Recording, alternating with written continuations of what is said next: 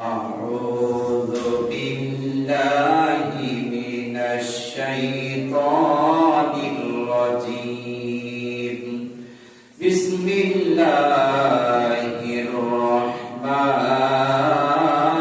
الرحيم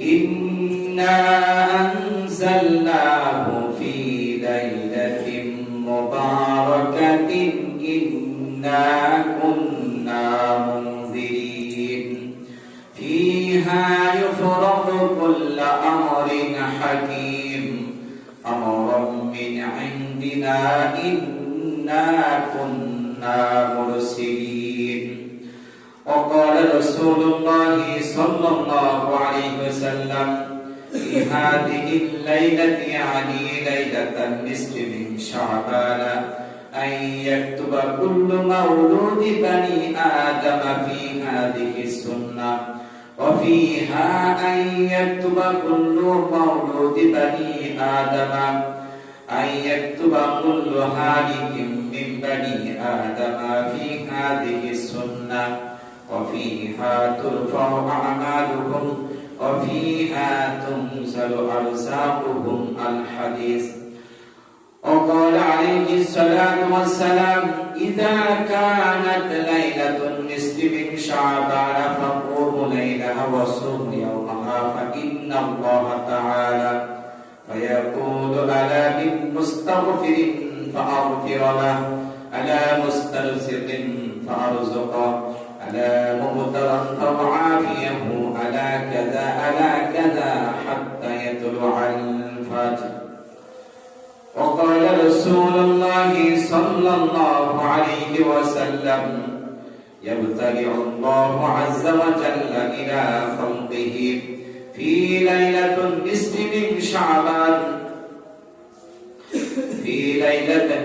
من شعبان فيغفر لي جميع خلقه إلا لي مشاهد أو مشرك الحمد لله আল্লাহ জাল্লা শানুহু তার দরবারে অগণিত অসংখ্য শুকরিয়া যে মহান স্রষ্টা যে মহান মনিব আমাদেরকে অত্যন্ত ভালোবেসে মেহেরবানি করে এই পৃথিবীর শ্রেষ্ঠতম স্থান আল্লাহ তাআলার ঘরে আসার জন্য বসার জন্য সুযোগ দান করলে সেই মহান মনিবের দরবারে শুকর এবং সুজুদ পেশ করছি সকলে পড়ি আলহামদুলিল্লাহ।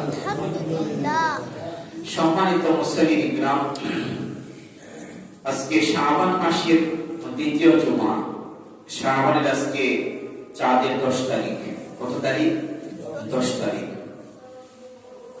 সামনে আমাদের এমন একটি রজনী আসতেছে, মুক্তির রজনী, পুণ্যের রজনী, যাকে লাইলাতুন নিসফি মিন শাবান বলা হয়, শাবানের মধ্য রজনী। কেউ এটাকে শবে বরাত বলে থাকে। হাদিসের ভাষায় লাইলাতুন নিসফি মিন শাবান, লাইলাতুন নিসফি মিন শাবান, শাবানের মধ্য রজনী, শবে বরাত, যে কোনায় বলতে পারি, এতে অসুবিধা নেই। কিন্তু এই নিয়ে বাংলাদেশে বিশেষ করে অনেক ধাক্কাধাক্কি ঠেলাঠেলি হয়েছে। কেউ কেউ এটাকে বিধান করে দিতে চায়, আবার কেউ আছে এটাকে ফরজ বানিয়ে দিতে চায়।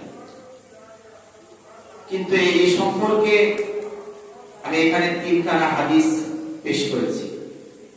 দুটি হাদিস যদিও সনদের দিক থেকে কিছুটা দুর্বল থাকে, একখানা হাদিসকে অস্বীকার করার কোনো সুযোগ নেই।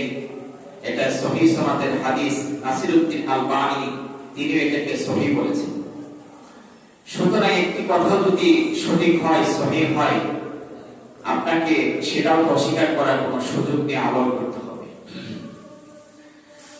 শবে বরাত অবশ্য আমরা পূর্বে দেখেছি যে যে সমস্ত বিদআতি কাজ চলতো, সেগুলো আলহামদুলিল্লাহ অনেকটাই বিদায়ের পথে।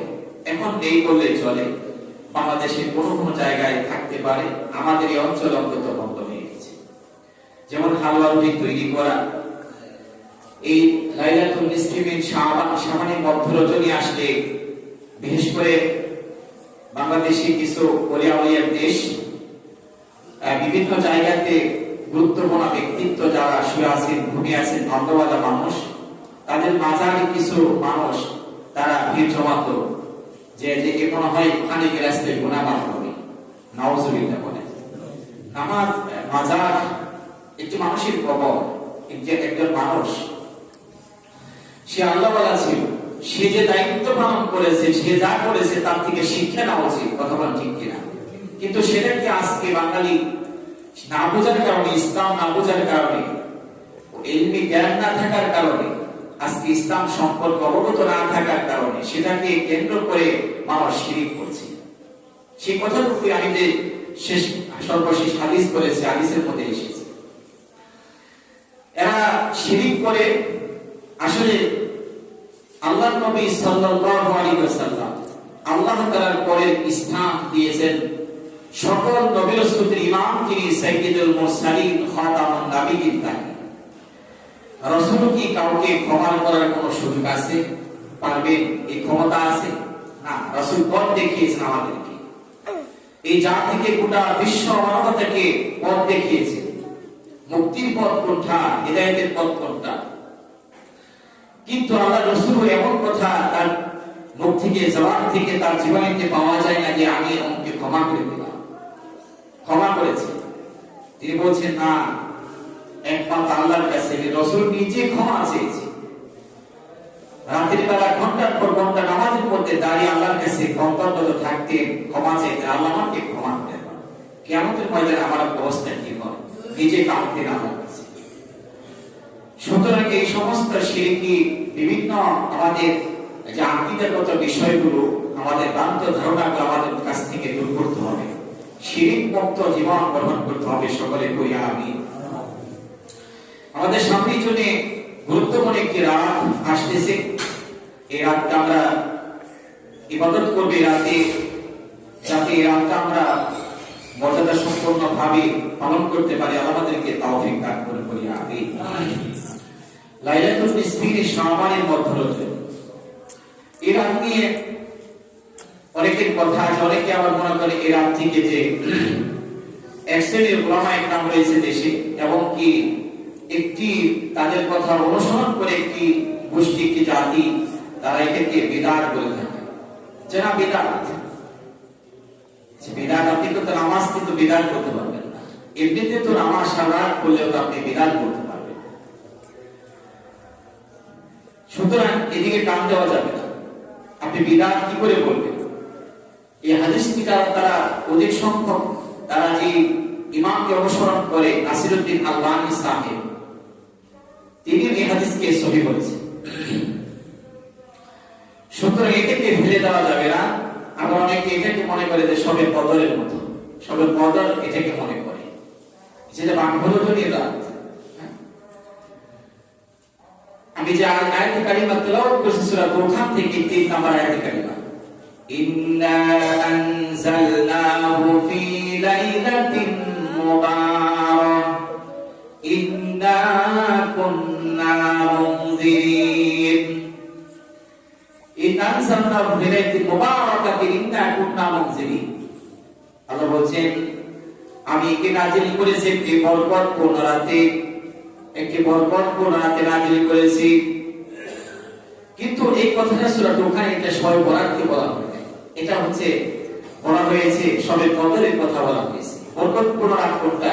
শবে কদর, যে রাতে কোরআন নাযিল হয়েছে। এজন্য আমাদের কি স্পষ্ট ধারণা নিতে হবে, ক্লিয়ার করতে হবে, এটা শবে কদর নয়, আবার এটা বিদআত নয়। এই রাতে ইবাদত করা, আমল করা হচ্ছে নফল ইবাদত, আমল করা। কেউ করতে পারে, ইচ্ছা করে নাও করতে পারে,